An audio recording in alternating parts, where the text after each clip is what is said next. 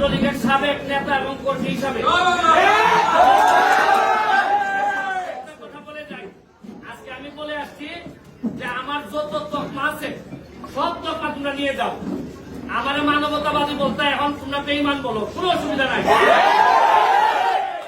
শেষ বিন্দু পর্যন্ত আমি বঙ্গবন্ধু কন্যা জননেত্রী শেখ হাসিনার সাথে আছি এবং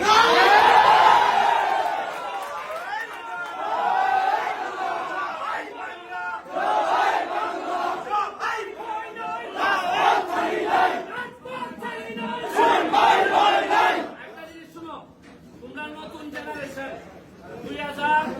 2001-এর পরে আমি রিপন রতন ভাইদের সাথে বাবু ভাইদের সাথে লিয়াকত ভাইদের সাথে রাজনীতি করার সুযোগ পাইছিলাম। বিরোধী দল আমরা জানি যে কি খারাপ অবস্থায় আমরা রাজনীতি করে এই জায়গা পর্যন্ত আসছি। তোমরা আমাদের উত্তরাধিকার, মনে রাখো রক্তের একটা তাসির আছে।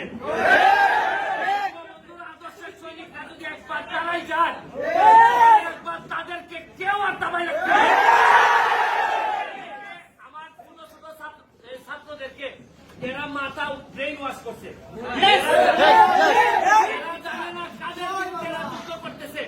আজকে যদি এরা ক্ষমতা থেকে পতন করতে পারে, কালকে এদেরকে রাত্রি মেরে ভাবাই রাখবে।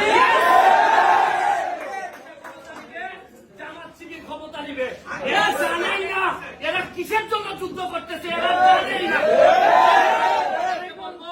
যতটুকু পারো ছোট ভাই যারা আছে বুঝাবা, তবে এদের সাথে যারা জামাত বিএনপি ছাত্র শিবির যারা আছে তাদেরকে প্রতিহত করার জন্য বাংলাদেশ ছাত্রলীগ একটা বড় ভূমিকা রাখবে।